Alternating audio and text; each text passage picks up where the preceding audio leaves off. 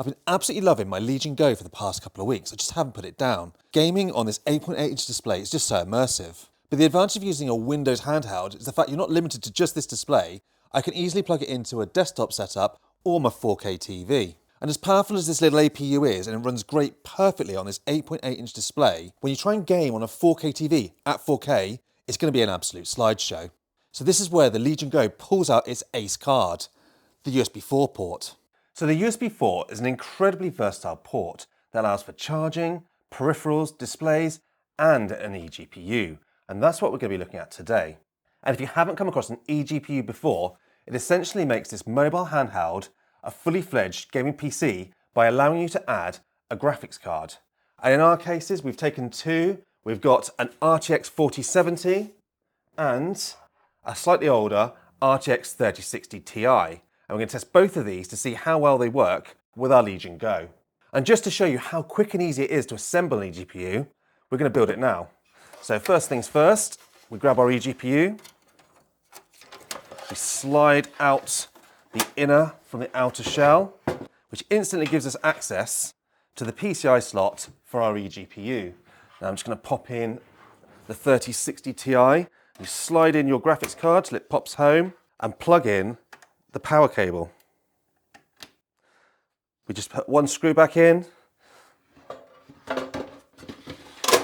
slide it home, and we're done. We're now up and running, just need to plug in the cables, and we're good to go. And you're only really limited by the size of the graphics card you've got. Make sure it fits into the eGPU you buy.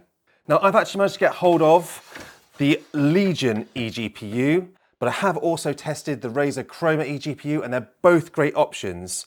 They're both a good size to hold your graphics cards, plus both the Legion and the Razer eGPU have ports on the back so that you can actually plug in your keyboard, your mouse, as well as obviously your display, and have that one cable set up for your Legion Go. Now once you plug your USB 4 cable into your Legion Go, it should be plug and play, but unfortunately it wasn't quite that simple. But just to summarize, I actually had to boot into safe mode. I had to uninstall the AMD graphics drivers with a program called DDU, which is free fortunately. Then I installed the Nvidia display drivers, rebooted, updated the AMD software again, and we were good to go. And once you've done that fiddly process once, you won't need to worry about doing it again. And I've been using it now for quite some time, both docked and then undocked, and it has been performing absolutely flawless since installing these drivers. So then to see how well this EG performs with our Legion Go, we're going to run some benchmarks. And to start with, we use TimeSpy, and the 3060 Ti and the 4070 absolutely destroyed their inbuilt 780M as you'd expect. And when you look at the results, you can see that the 4070 and the 3060 Ti aren't too far away where they would be if you had them in a desktop. We also ran the Firestrike benchmarks, which shows you what an incredible boost we're getting with both of these graphics cards, especially in that 3D area, because the CPU on these Legion Go's is already pretty impressive. And then onto game benchmarks, and we started with Shadow of the Tomb Raider. Now with Shadow of the Tomb Raider, it did run well at its 800p on the actual display here with the integrated graphics, but the joys of the eGPU means we can now run at much higher resolutions and high settings. And the 4070 provides some incredible performance at the monitor's native 1440p resolution.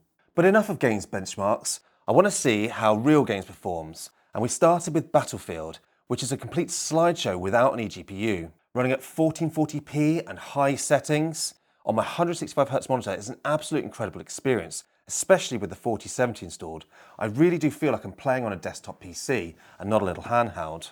Apex or the finals work equally well, proving that this handheld paired with an eGPU could replace a desktop PC, meaning you have a handheld for playing on the go and an eGPU setup for when you're back at home. And the fact there's just a one cable plug-in to get this entire experience is the icing on the cake.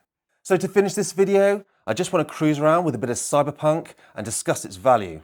While it's cheaper to build a desktop PC, if you've already got a Legion Go, adding an eGPU and a graphics card really doesn't have to break the bank. We've picked up this eGPU and graphics cards for $500, and this has given us an amazing desktop-like experience while retaining the mobility of the Legion Go when you're on the go. So that's my thoughts on adding the eGPU to the Legion Go. As always, I'd love to know what you guys think. Pop a comment down below and I will get back to you. And lastly, thanks for watching.